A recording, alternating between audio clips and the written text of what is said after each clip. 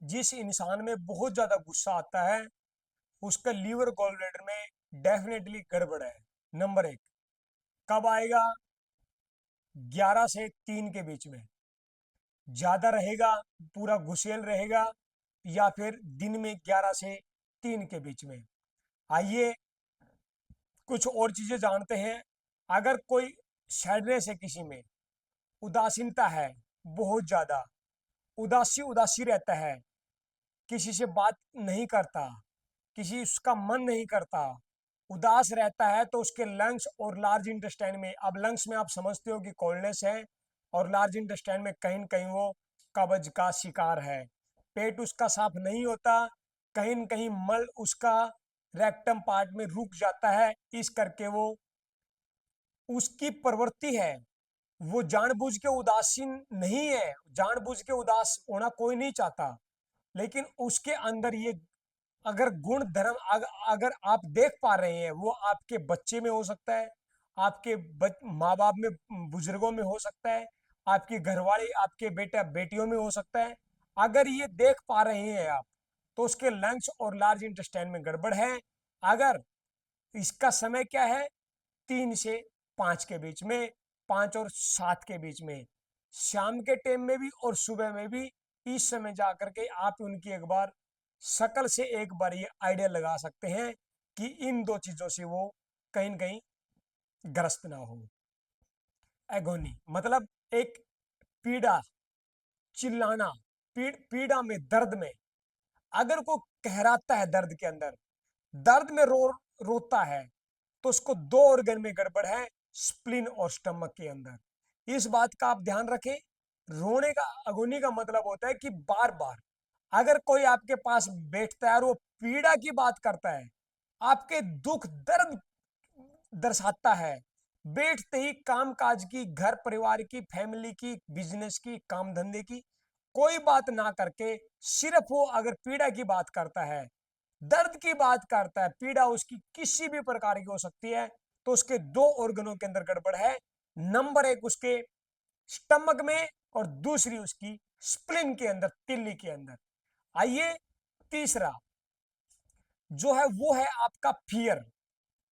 24 घंटे अगर कोई डर की बात करे, यार मुझे फलानी जगह जाना है, कहीं बस एक्सीडेंट ना हो जाए, यार फलाना मैंने एक्सीडेंट सुना है, इस तरह की बात, पानी को देख करके डर, रात को सपने में बुरे सपने को लेकर के डर, काम धंधा स्टार्ट करने से पहले कोई डर, अगर इसी प्रकार की बात कोई करता है, आपके परिवार में भी भले कोई XYZ हो सकता है, आपका अपना भी हो सकता है, यानी कि उसकी बातों से आप ये देखें कि अगर ये फियर वाली बात बार बार दोहरा रहा है, जैसे कई बार हमारे पास भी होते हैं कि मशीन लगने से ये दिक्कत हो गई, तो ज्यादा दिक्कत बढ़ गई, तो ऐसे लोग बहुत मिलेंगे कि पॉइंट दबने से मुझे चक्कर आ गया, तो मैग्नेट बंधने से मुझे ये हो गया, तो मतलब हम उसी समय समझ जाते हैं कि किडनी और पेशाब की थैली के अंदर इस बंदे को गड़बड़ेशन है, इन दो ऑर्गनों में इसको गड़बड़ चली हुई है। और इसका जो समय होता है फियर वाला, वो ध्यान रखें, 3 बजे से लेकर के 7 बजे का समय होता है। सुबह 3 बजे से लेकर के रात, सुबह की भी बात हो सकती है और शाम के समय तो इसका टाइम है ही है। 3 से 7 बजे के बीच में वो आदमी बहुत ज्यादा आपको फियर में मिलेगा, फियर में बहुत ज्यादा डरा हुआ, सहमा हुआ, डरपोक किस्म का ऐसा आपको देखने में मिलेगा।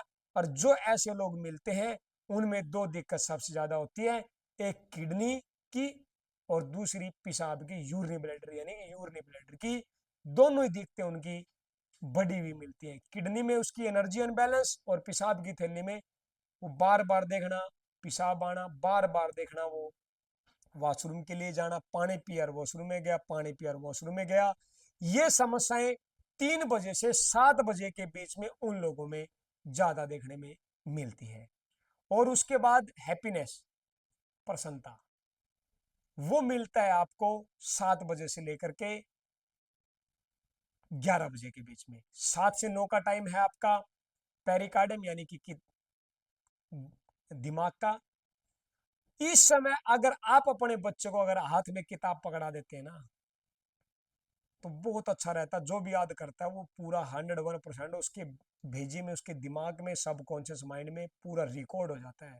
अगर आप भी 7 बजे से पहले खाना खाकर उस समय अगर आप कोई भी बुक पढ़ते हैं, कोई भी नोवेल पढ़ते हैं, कोई भी आध्यात्मिक ग्रंथ शास्त्र उठाते हैं, तो वो पूरा एकदम आपको याद रहता, आप उसको जल्दी से भूलते नहीं है। और ब्रेन वाले पेशेंट खासकर ध्यान रखना, साइकोसोमैटिक जो बीमारियां होती है उनमें, उन लोगों में भी दिक्कत ज्यादा मिलती है। वो या तो बहुत ज्यादा हैप्पीनेस में मिलेंगे या पूरे दुखी मिलेंगे इस समय आकर के। तो इस बात का भी आपको पूरा ध्यान रखना पड़ेगा। 7 से 11 का समय ये ट्रिपल वार्मर और पेरिकार्डियम का होता है। इस समय अगर किसी को जैसे स्पाइनल कॉर्ड, ट्रिपल वार्मर का समय 9 से 11, रीढ़ की हड्डी का स्पाइनल कॉर्ड यानी कि यहां से गर्दन से लेकर के नीचे तक, अगर इस समस्या से परेशान है, स्पाइनल कॉर्ड में स्टीफनेस है, दर्द है, तो इस समय उन लोगों को ये दिक्कतें ज्यादा महसूस होती है। एक तो सुबह 9 से 11 के बीच में, और एक शाम के समय 9 से 11 के बीच में। तो ये ध्यान रखें ट्रिपल वार्मर वाले। तो ये है हैप्पीनेस का समय।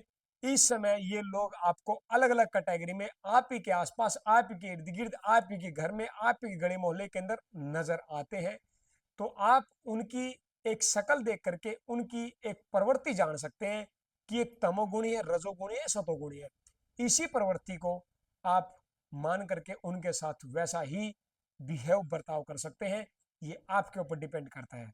और उनको आप आग्रह कर सकते हैं, उनको आप अग्रेसर कर सकते हैं, आप उनको मोटिवेट कर सकते हैं, आप उनको एक अच्छे मार्ग की तरफ लगा भी सकते हैं कि आप ये कर लेंगे तो ये हो जाएगा, उसके पास चले जाएंगे तो ऐसा ठीक हो सकता है। तो आइए जाते जाते मैं आपको एक पॉइंट्स दे जाऊं स्पाइनल कॉर्ड का, रीढ़ की हड्डी का, जो कि आज हर आदमी को है, गर्दन से लेकर के आपके नीचे टेल बोन तक। आज सबको बैठने में दिक्कत है, सबको कमर में दर्द है, सबको किसी के कंधे के इस भाग में दिक्कत है, तो किसी को गर्दन में स्टिफनेस है। ये इसका समाधान सिंपल सा है। आप सबसे पहले आप मैग्नेट लें, ब्योल मैग्नेट, और मैग्नेट ना मिले तो मेथी लगा ले, लड़ी बना ले। मैग्नेट लेकर के टोन कर लेने हैं आपके इस अंगूठे के इस ज्वाइंट को। 8 मैग्नेट में पूरा ज्वाइंट आपका कवर हो जाएगा। इस तरीके से बांध करके छोड़ दें दोनों साइड के अंगूठे। कोई भी मरीज अगर आपके पास है तो आप उसके दोनों अंगूठे को इस तरीके से आप बांध करके छोड़ दें टेप के द्वारा। तो ये टेप के द्वारा बांध करके छोड़ते हैं तो आपकी पूरी रीढ़ की हड्डी के अंदर कहीं भी दर्द है, टेल बोन में दर्द है, डॉक्टर ने अगर आपको बेड रेस्ट बोल दिया है, 101% गारंटी है। मैग्नेट नहीं है तो मेथी बांध लो टेल बोन में, दूसरे दिन आराम। नेक्स्ट वीडियो टेल बोन के ऊपर लाइव दिखाऊंगा, जो कि ऑपरेशन बोल दिया था डॉक्टर ने। टेल बोन, वो आदमी इंटों पे गिर चुका था और टेल बोन अंदर की तरफ जो है अब डिस लोकेट हो चुकी थी, हर्नेटेड हो चुकी थी। सिर्फ 2 पॉइंट करके ही उसकी टेल बोन को जो है ठीक करने का प्रयास आप ही के स्टाफ ने, इस दुख निवारण स्टाफ की टीम ने और आपके इस स्टाफ ने वो कर दिखाया, और आज आराम उसको पूरा 100% मिला। तो ये आप करें। और दूसरा, जिसको कमर में दर्द रहती है, सबसे पहले अपना वो बैठने का पोस्चर सुधारें। कि वो ऑफिस में काम करता है तो यूं ना बैठे, कंफर्ट होके ना बैठे, ऐसे ना बैठे, उसके थाई का सर्कुलेशन रुकेगा, कमर में दर्द आएगा। आप पुरानी फिल्मों में जाएं, देखिए राजा महाराजों का इतना बड़ा सिंहासन होता था, चाहे तो वो सो भी सकते थे उस सिंहासन के ऊपर, लेकिन कभी भी आप जब भी आप देखोगे तो ऐसे मिलेंगे आपको पूरे एक्टिव होकर के। पूरे एक्टिव होने का मतलब है कि आपके कुल्ले, अगर कुर्सी कुर्सी पर थाई आपकी न्यूट्रल है, बाहर है, तो खून का सर्कुलेशन कभी नहीं रुकेगा, कमर में दर्द जिंदगी में नहीं आएगा। आप सिर्फ अपने बैठने का पोस्चर को ही ठीक कर लें। ये वीडियो आप उन लोगों तक जरूर फैला दें जो ऑफिस में आपके बच्चे, आपके बेटा बेटी जो कई कई घंटे काम करते रहते हैं, वो कंफर्ट होकर के बैठेंगे, पक्का गर्दन और कमर में दर्द आ ही आएगा। हाँ, बैठ सकते हैं, बीच बीच में उठ सकते हैं, क्योंकि यू पूरा रिलैक्स होकर के पूरी थाई कुर्सी को ऊपर रख के बैठने वाला जल्दी में अगर उठना पड़ गया इमरजेंसी में तो वो ऐसे ही उठेगा यो लटक करके। और ऐसे बैठने वाला बंदा उठना पड़ेगा तो अचानक खड़ा होगा, अचानक एक्टिव पड़ा। तो थाई को ना लगा करके बैठे, जब भी आप जहां भी बैठे एक्टिव होकर के बैठे, पूरा एनर्जेटिक होकर के बैठे। कमर में दर्द का कारण आज आपको समझ में आएगी आपकी थाई का, क्योंकि आपकी काब मसल्स जो पिंडली है ना, आपके पूरी बॉडी का 1/3 खून इसकी ये लेकर के बैठी हुई है। क्योंकि अगर आप 10-10 घंटे जब आप बैठते हैं तो खून का सर्कुलेशन कहाँ है, सारा सारा यहाँ है। अरे मैंने एक शुगर के मरीज को, शुगर का मरीज इंसुलिन पे था, कपड़े छीमने वाली मशीन के मैंने पैडल मरवाए। मैंने कहा तू इस पे पैडल मार, इसके पैडल मार।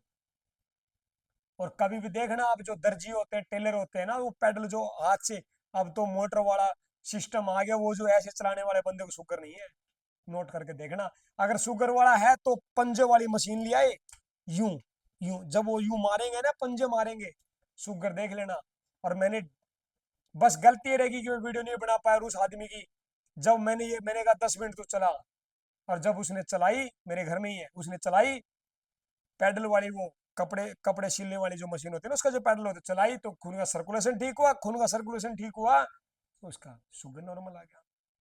क्योंकि ध्यान उसका कहाँ आ गया, पैडल में, वो उसको बैलेंस करने में हाँ, क्योंकि फिजिकल नहीं, इमोशनल है।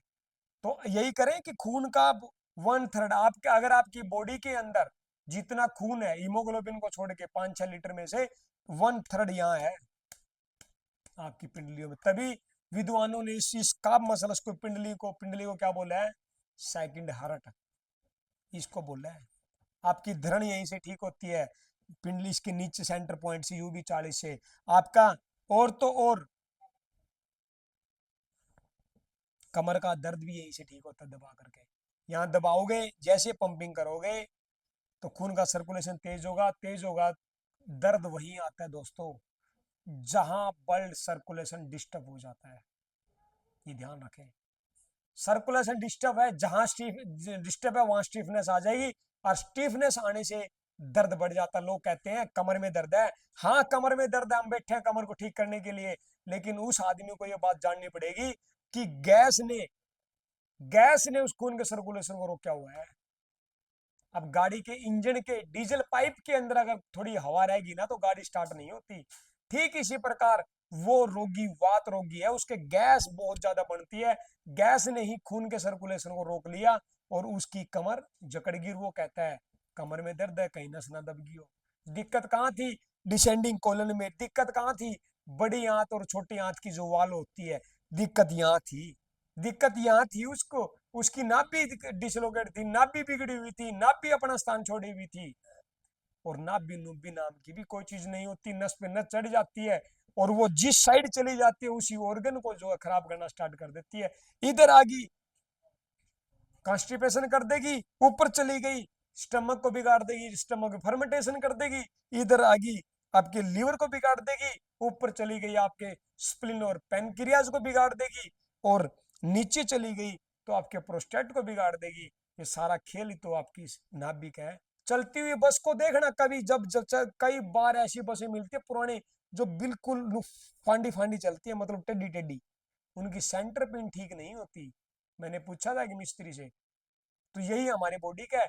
कई आदमी ना यूं यूं यूं चलते हुए मिलेंगे, देखो मैं दिखाता हूँ आपको, कई आदमी यूं चलते हुए मिलेंगे टेढ़े टेढ़े, उनका पोस्चर बिगड़ा हुआ होता है, यूं टेढ़ा, उनकी भी नाभि सही नहीं है।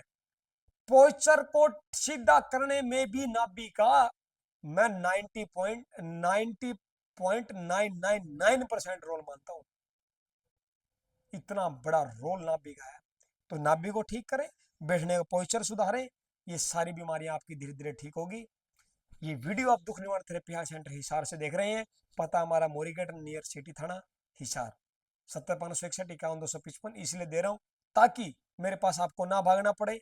आप घर बैठे आप अपनी जो क्वेरीज आपकी है, समस्याएं हैं, आप समाधान जो चाहते हैं फोन पे बताएं, हम आपको जरूर प्रयास करते हैं। और वो लोग बुरा भी ना माने, कई बार हम लेट भी हो जाते हैं रिप्लाई का, उनका रिप्लाई करने में, इतने मैसेज हो जाते हैं, हजार हजार 5,000 जब देखते हैं, इतने इतने मैसेज होते हैं उनका, किसी को 2 दिन बाद और किसी को 2 दिन पहले आंसर मैं सबको देता हूँ।